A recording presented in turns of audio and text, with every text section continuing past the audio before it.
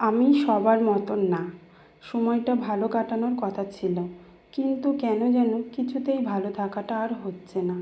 এক পাশটা গুছিয়ে উঠে অন্য পাশটায় চোখ রাখতেই দেখি সবটা অগোছালো ছাইয়ের স্তূপ।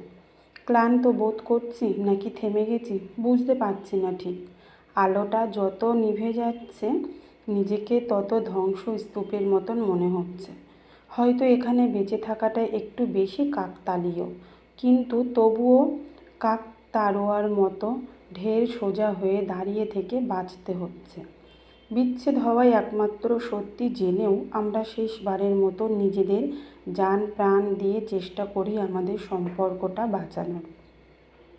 যে সম্পর্ক হাতে পায়ে ধরে কাকুতি মিনতি করে বাঁচানোর চেষ্টা করতে হয়, সেই সম্পর্ক রাখার চেয়ে না রাখাই ভালো।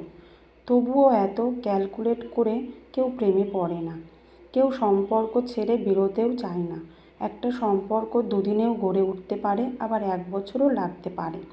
সম্পর্ক গড়তে সময়ের প্রয়োজন পড়ে না, এফোর্টের প্রয়োজন পড়ে, এবং এই এফোর্টটা, এই চেষ্টাটা দুজনকেই দুদিক থেকে করতে হয়।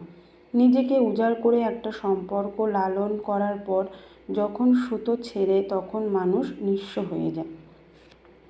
যে সম্পর্ক ছেড়ে বেরোতে চায়, যে সম্পর্কের সুতোটা কুটি কুটি করে ছিঁড়ে ফেলে নিজের হাতে, তার ন্যূনতম কোনো অনুশোচনা বোধ হয় না। সে একদিনে, এক রাতে, 1 সেকেন্ডে সব ভুলে যায়। যদিও ভুলে যাওয়ার প্রক্রিয়া অনেক দিন থেকেই চলতে থাকে ভেতর ভেতর। সে ভুলে যায় কোনো এক বিকেলে জড়িয়ে ধরে পার্কের অনেকক্ষণ চুপচাপ বসে থাকার কথা। সে ভুলে যায় কোনো এক সন্ধেবেলার রাস্তার ধারে বসে একসঙ্গে চা সিঙাড়া খাওয়ার কথা। সে ভুলে যায় হুট করে একদিন দুজনে পালিয়ে গিয়ে চুপি চুপি বিয়ে সেরে ফেলার কথা। সে ভুলে যায় ভোর দুপুরে ট্রেনে করে কোনো একটা নাম না জানা গ্রামের ধান ক্ষেতের মধ্যে দিয়ে খালি পায়ে হাত ধরাধরি করে হেঁটে যাওয়ার কথা।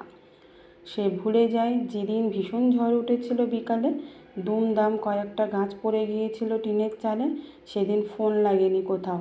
তবুও প্রায় 150 বার ফোন করার চেষ্টা করা হয়েছিল একটা নির্দিষ্ট ফোনে, শুধু একবার গলার আওয়াজ শুনবে বলে, তুমি ঠিক আছো তো? তোমাদের কোনো ক্ষতি হয়নি তো? সে ভুলে যায় একদিন রাস্তার মধ্যে ঝগড়া করতে করতেই দুজনে কেঁদে ফেলেছিল নীরবে। সে ভুলে যায় ঘনিষ্ঠ হওয়ার মুহূর্তে একজন একজনকে বলেছিল, তুমি আমায় কখনো ছেড়ে যাবা না তো? আর একজন বলেছিল, ধুর বোকা, আমি তোকে ভালোবাসি, তোকে ছাড়া বাঁচতেই পারবো না। সে ভুলে যায় প্রিয় মানুষের হাতের রান্নার স্বাদ, অভিমানের ভাষা।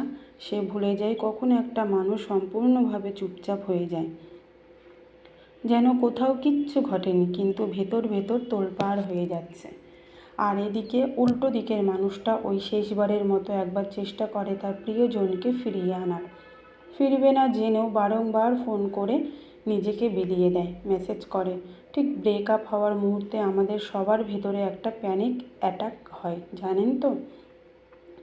আমরা আমাদের জীবনে কত আঘাত সহ্য করে এসেছি, তবুও যতবার প্রেম ভাঙে, একটা স্বপ্নে সাজানো ঘর বাড়ি ভাঙে, একটা কল্পনায় রাখা সংসার ভাঙে, ততবার আমরা ভেঙে গুঁড়িয়ে যাই। শেষবারের মতো অধিকার ফলিয়ে কান্নাকাটি করি, রাগারাগি করে ফিরিয়ে আনার চেষ্টা করি, ভেতর ভেতর দমিয়ে রাখি ছটফটানো যন্ত্রণাগুলোকে।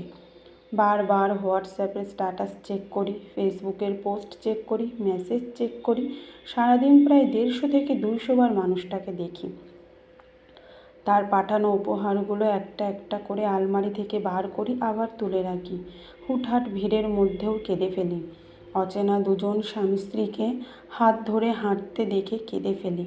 দুজন কাপেলকে সিনেমা হলে ঢুকতে দেখে কেঁদে ফেলি। নিজেদের ভাঙতে ভাঙতে শেষ পর্যায়ে নিয়ে চলে যায়, দেওয়ালে পিঠ ঠেকে যায়। সব রকম চেষ্টা করি প্রিয়জনকে ফিরিয়ে আনার, আর তারপর অপমান, নোংরা কথা সহ্য করতে করতে নিজেরাই ফিরে আসি একটা অন্য রকম মানুষ হয়ে। সম্পূর্ণ আলাদা রকম মানুষ হয়ে যাই আমরা। যে মানুষটার চোখের জল বাতাসে শুকিয়ে গেছে, যে মানুষটা আর কোনো দিন সম্পর্কে জড়াবে না বলে প্রতিজ্ঞা করেছে, যে মানুষটার ভেতর কোনো অভিমান নেই, কোনো চাহিদা নেই, কোনো ব্যথা নেই, কোনো গল্প নেই, সব বাষ্প হয়ে ভেসে গেছে হাত ছেড়ে যাওয়ার মানুষটার সাথে।